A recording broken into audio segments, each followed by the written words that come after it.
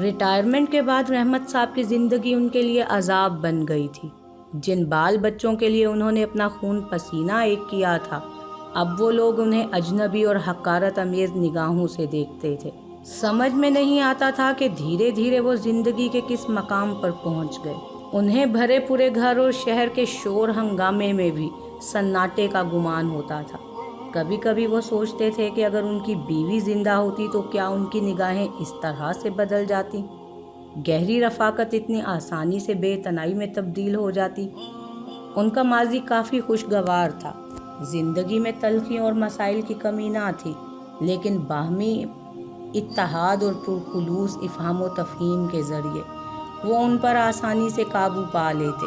انہیں یاد آیا کہ انہوں نے اپنی قلیل آمدنی کے باوجود بھی اپنے بچوں کی اعلیٰ تعلیم و تربیت کا ہمیشہ خیال رکھا، اوور ٹائم، ہالیڈے اور پارٹ ٹائم جاب کر کے ان کی ضرورتوں کی کفالت کی، اپنی خواہشات اور تمناؤں کو پس پشت ڈال دیا تھا۔ ان کی قربانیوں کا نتیجہ یہ تھا کہ ان کے تمام لڑکے آج اپنے پاؤں پر کھڑے تھے۔ لڑکیوں کی شادی معقول گھروں میں ہو گئی تھی۔ رحمت صاحب کو یاد آیا کہ جب تک وہ ریٹائر نہیں ہوئے تھے ان کے تمام لڑکے کس طرح اپنی ملازمتوں کے باوجود ان کے آگے پیچھے پھرتے تھے۔ انہوں نے کبھی کسی بیٹے کی تنخواہ سے کوئی مدد قبول نہیں کی تھی۔ ملازمت سے سبکدوشی کے وقت انہیں دفتر کی طرف سے ایک بڑی رقم ملنے والی تھی، تقریباً 30 لاکھ روپے۔ ان کی نوکری میں پینشن کی سہولت نہیں تھی۔ ان دنوں ان کے تمام لڑکے ان کے آرام کے لیے بے حد فکر مند رہتے تھے۔ سب میں اس بات کے لیے مسابقت ہوتی تھی کہ رحمت صاحب سبکدوشی کے بعد ان کے ساتھ رہیں۔ رحمت صاحب ابھی سوچوں میں گم تھے کہ چھوٹی بہو نے ان کے پاس ناشتہ بھجوا دیا۔ بھوک سے آنتیں کل بلا رہی تھیں۔ اب تمام بیٹوں کے یہاں انہیں سب سے آخر میں ناشتہ ملتا تھا۔ جب ان کے پوتے اسکول چلے جاتے، ان کا بیٹا دفتر کے لیے روانہ ہو جاتا۔ رحمت صاحب کی عادت تھی کہ 7 بجتے ہی ناشتہ کر لیتے۔ نوکری کے زمانے میں 10 بجے تک ان کا کھانا ان کے آگے لگا دیا جاتا تھا۔ اب تقریباً 11 بج چکے تھے۔ آلو کی بھاجی اور سوکھی روٹیاں، ان کی طبیعت مقدر ہو چکی تھی، لیکن اب وہ ان تقدرات کے عادی ہو چکے تھے۔ گھی لگا پراٹھا تو ریٹائرمنٹ کے کچھ دنوں بعد تک ہی چلا تھا، جب تک ان کے اکاؤنٹ میں فنڈ کے پیسے ان کے نام پر رہے۔ جب ان کے بیٹوں نے زمین خریدنے، مکان بنانے، لڑکی کی شادی اور دوسرے مختلف بہانوں سے ان کے سارے روپے نکلوا لیے تو اچانک ان کی اہمیت ختم ہو گئی۔ رحمت صاحب باری باری تمام بیٹوں کے یہاں رہتے تھے۔ شروع میں سب کے یہاں ہر معاملے میں انہیں اولیت دی جاتی تھی۔ بعد میں سب کے سب دھیرے دھیرے آنکھیں پھیرنے لگے۔ پہلے جہاں تمام بیٹے رحمت صاحب کو اپنے یہاں لے جانے کے لیے اپنی باری کا بے صبری سے انتظار کرتے تھے، قیام کی معینہ مدت سے 2-4 دن قبل ہی انہیں اپنے گھر کے لیے لینے کے لیے پہنچ جاتے تھے، اب انہیں طرح طرح کی باتیں سنا کر روانگی کے وقت کی یاد دلائی جاتی تھی۔ جس بیٹے کے یہاں ان کے جانے کا نمبر ہوتا اس کا دور دور تک پتہ ہی نہ ہوتا۔ سال میں 3 مہینے وہ چاروں بیٹوں کے یہاں قیام کرتے تھے۔ جیسے تیسے زندگی کے دن گزر رہے تھے۔ قیام کی مدت ختم ہونے کے بعد اب انہیں دوسرے بیٹے کے یہاں جانے کی بے حد دشواری ہوتی۔ کئی دنوں تک جب انہیں اپنے ہمراہ لینے کے لیے کوئی نہ آتا تو تھک ہار کر تنہا چل پڑتے تھے۔ اس طرح انہیں بڑی دقتیں پیش آتی تھیں۔ بینائی کمزور پڑ چکی تھی۔ ایک زمانے سے بیٹوں کی بے توجہی کا شکار ہو کر موتیا بند کا آپریشن ٹلتا رہا۔ اس معاملے میں اب انہوں نے خاموشی اختیار کر لی تھی۔ ان کے لیے کسی کے پاس وقت نہیں تھا۔ ہر آدمی اپنی گوناگوں مصروفیات کا رونا روتا۔ ایسے میں بھلا کیوں کر وہ اپنا مسئلہ رکھنے کی ہمت کرتے۔ آپریشن کرانا زیادہ مشکل کام نہیں تھا، لیکن مشکل کام یہ تھا کہ ہسپتال میں ان کی تیمارداری کے لیے کون اپنا قیمتی وقت برباد کرتا۔ وہ اداس آنکھوں سے اپنے اطراف کا جائزہ لیتے۔ ہر چیز انہیں اپنی جگہ ساکت دکھائی دیتی، کہیں کوئی حرکت نہیں تھی۔ دن کی صاف و شفاف روشنی میں بھی انہیں ڈھلتی ہوئی شام کا احساس ہوتا تھا۔ ہانپتے ہوئے نڈھال قدموں سے جس کے یہاں پہنچتے وہ ان کی آواز پہچان کر دروازہ کھولتے ہوئے سرد مہری کا مظاہرہ کرتا۔ آپ آ گئے ابا، بیٹا اکتائے ہوئے لہجے میں کہتا۔ تم وقت سے نہیں آئے، وہاں باتیں مجھے سننی پڑی۔ مجھے یہ سب اچھا نہیں لگتا۔ تمہیں کیا پریشانی تھی؟ رحمت صاحب اپنی بجھی بجھی آنکھیں بیٹے کی آنکھوں میں گاڑتے تو بیٹا ان کی آنکھوں کی تاب نہ لاتے ہوئے نظریں چرا کر کہتا، अब्बा, आप तो जानते हैं दफ्तर में काम कितना बढ़ गया है कि छुट्टी लेने से अपना ही नुकसान होता है। मैंने फरहान से कहा था कि वो आपको जाकर ले आए। शायद वो इम्तहान के सर पर होने की वजह से नहीं जा सका। अभी पूछता हूँ उसे। ये कहता हुआ बेटा कमरे में चला जाता।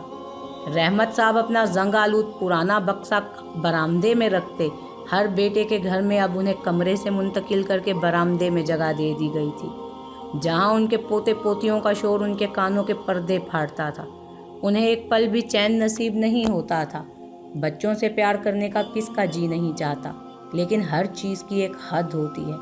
उनका खेल कुछ ही देर में शोर गुल में तब्दील हो जाता था। उन्हें लगता था कि सारा घर जलजले की जद पर है। रहमत साहब यही सोचते कि यही बेटे उनकी आंखों का नूर और बुढ़ापे का सहारा थे। उनके मुस्तकबिल के लिए उन्होंने अपना सारा माजी दांव पर लगा दिया था। दरवाजे पर दस्तक की आवाज़ सुनकर उनकी बहू की बकबक शुरू हो गई। आ गया बूढ़ा चाय का खर्च बढ़ाने के लिए, काम का ना काज का, दुश्मन अनाज का। रहमत साहब एकदम से चौंके। बहू की हकारत अमेज़ बात उनके लिए थी या दस्तक देने वाले के लिए? उन्होंने खुद को तसल्ली दी, हो ना हो उसने ये बातें आने वाले के लिए ही कही हैं। उनके सिलसिले में अभी इतना घटिया सलूक की नौबत अभी नहीं आई, लेकिन उन्हें ख्याल आया आने वाले के बहाने ये सब कुछ कहीं उन्हें ही तो नहीं सुनाया जा रहा। रहमत साहब ने एक पोते को आने वाले के बारे में पता लगाने को कहा।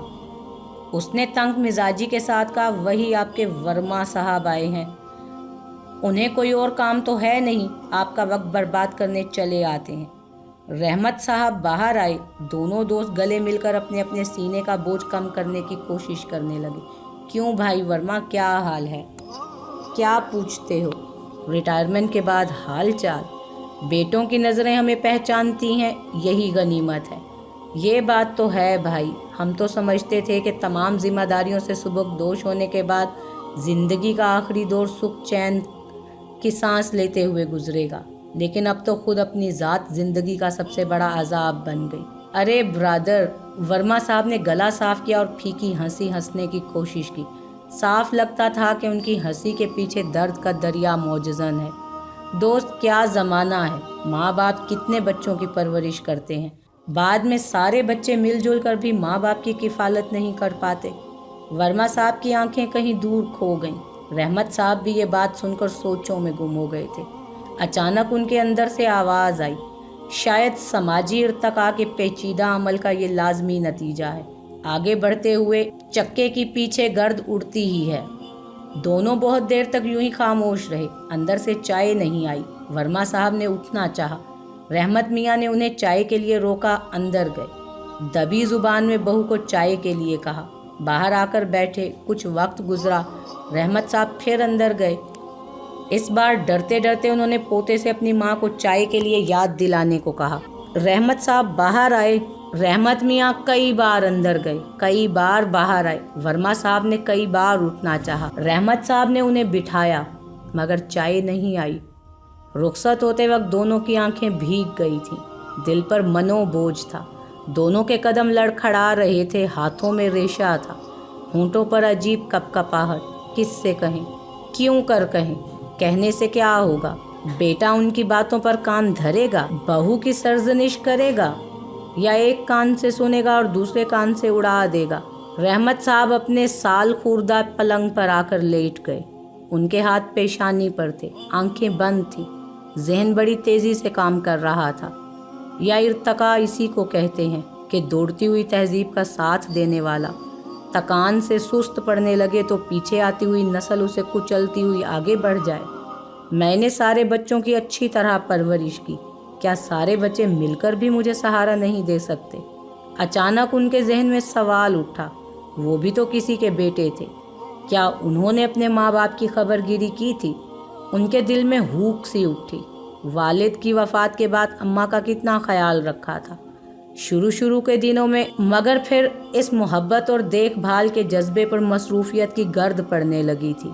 उन्हें याद आया कि कभी कभी अम्मा इस बात पर नाराज़ होकर खाना पीना छोड़ देती थी कि मैं महीनों हो गए उनके कमरे में दाखिल नहीं हुआ था।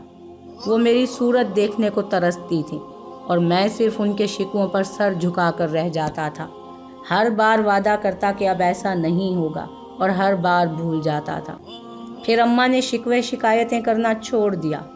اگرچہ میری بیوی ان کے آرام کا ہر طرح خیال رکھتی تھی، مگر اولاد تو اولاد ہوتی ہے نا، مجھے دیکھے بنا انہیں چین نہ پڑتا تھا۔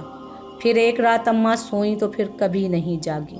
میں کتنا تڑپا تھا، کتنی بار اپنے وعدے وفا کرنے کی قسم کھائی تھی اماں کے سامنے، مگر وہ تو سچ مچ ہی روٹھ گئی تھی۔ میری ایک نہ سنی، ایک نہ مانی اور چلی گئیں۔ اے کاش! مگر اب کیا فائدہ؟ اپنے اس سوال کا واضح جواب ان کے پاس بھی نہیں تھا۔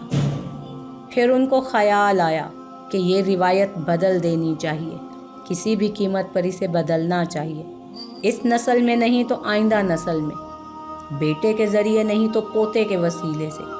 رحمت صاحب کی آنکھوں میں امید کی کرن جھلملانے لگی۔ نقاہت کے باوجود انہیں اپنے اندر ایک نئی طاقت کا احساس ہوا۔ ایک نئی توانائی کے ساتھ وہ اٹھے۔ اپنے سب سے چھوٹے 1 سال کے پوتے کو انہوں نے پیار سے پکارا، عمر آجا بیٹے، دادا کے ساتھ کھیلے گا، زندگی کی گاڑی کو آگے بڑھائے گا۔ پاؤں پاؤں بڑھتے ڈگمگا کر چلتے ہوئے پوتے نے ان کی طرف غور سے دیکھا۔ رحمت صاحب نے دونوں ہاتھ آگے بڑھائے۔ عمر قریب آیا، انہوں نے اسے گود میں اٹھا لیا۔ کیوں بیٹے، تو تبدیلی لائے گا نا؟ پوتے کو دادا کی بوڑھی باہوں میں کچھ راحت ملی۔ اچانک اس نے ان کے چہرے پر پیشاب کرنا شروع کر دیا۔ رحمت صاحب کے چہرے کا رنگ عجیب و غریب ہونے لگا۔ ان کی سمجھ میں نہیں آ رہا تھا کہ انہیں کیا کرنا چاہیے۔ لگ رہا تھا ان پر گھڑوں پانی پڑ گیا ہو۔